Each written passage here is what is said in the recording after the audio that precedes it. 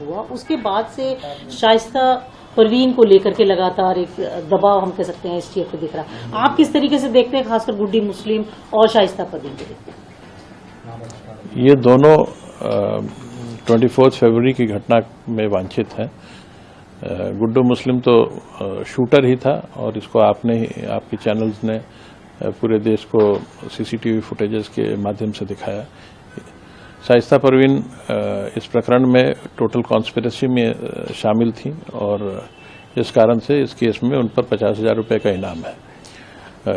STF और जिला police लगातार इनकी तलाश कर रही हैं और हमें उम्मीद है कि जल्द ही इन्हें गिरफ्तारी करने में सफलता प्राप्त होगी। कितना चैलेंज बने हुए हैं दोनों, क्योंकि आप लोग लगातार कोशिश कर रहे हैं, क्या आपको लग रहा है कुछ इनपुट मिल रहे हैं, क्या ये ठिकाना बदल रहे हैं, जगह बदल रहे हैं, किस तरीके का आपको लग रहा है, कितना बड़ा चैलेंज है एसटीएफ के लिए दोनों अभी तक बने? ये जो बड़े माफिया गैंग्स हैं, इनके पास फायर पावर, रिसोर्सेज और ओवरग्राउंड और अंडरग्राउंड सपोर्टर्स की कोई कमी नहीं होती।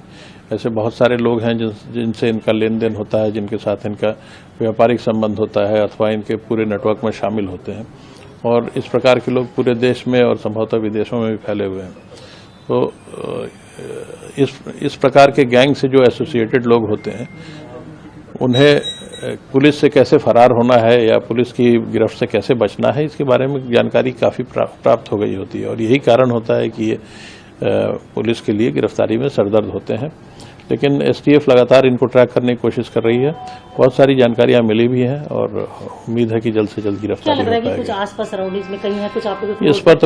इस पर कोई कमेंट करना उचित नहीं होगा। और गुड्डू मुस्लिम के लिए किस तरीके से आप देखते हैं, कितना अभी तक थ्रेट बना हुआ है, आप लोगों के लिए चैलेंज है? ये एक थ्रेट सोसाइटी के लिए है क्योंकि ये इंडिपेंडेंटली क्राइम करने में सक्षम है।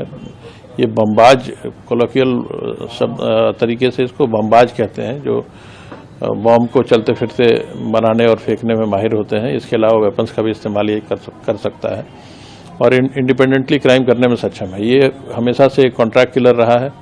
पूर्व में भी इसका जब इंट्रोगेशन हुआ था तो ये जानकारी में आया था कि ये पटना बेऊर जेल राजन तिवारी से कोई कॉन्ट्रैक्ट लेने गया था और उसके बाद इसकी गिरफ्तारी हुई थी।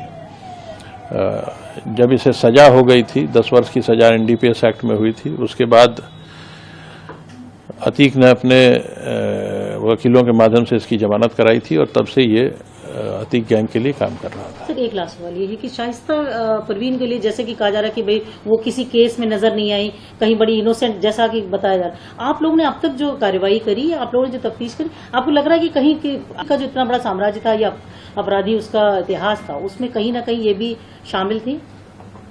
जब ये गैंग के परिवेश में, इतने बड़े गैंग के परिवेश में जो रहता है उस पर तो गैंग की अथवा आपराधिक कार्यों की छाया आ ही जाती है। और शाइस्ता जिस तरह से इस पूरे कॉन्स्पिरेसी में शामिल रही हैं, जो इन्वेस्टिगेशन में जो बातें आई हैं, उससे तो बिल्कुल क्लियर है कि ये गैंग के कार्यों में शामिल रही हैं। इस केस में तो और भी बहुत सारी बातें प्रकाश में आई हैं। यहाँ तक कि अतीक की बहन, अतीक के बहनोई जो मेरठ में सरकारी डॉक्टर थे, उन लोगों ने गुड्डू मुस्लिम को अपने यहाँ शेल्टर दिया, उसे पैसे दिए, तो पूरी तरह से वो भी कॉन्स्पिरेसी में शामिल थे। और अतीक का ऐसा लगता है कि जैसे पूरा परिवार ही इस प्रकार के कार्यों में लिप्त हो गया। पति की डेथ हो गई, बेटे की डेथ हो गई, उसके बाद भी शाइस्ता नहीं आए, तो आपको लग रहा है उसके बाद से शक ज्यादा गहरा गया एसटीएफ को? ये हार्डन्ड क्रिमिनल्स का गैंग है और इनके बिहेवियर को प्रेडिक्ट करना बहुत आसान नहीं है।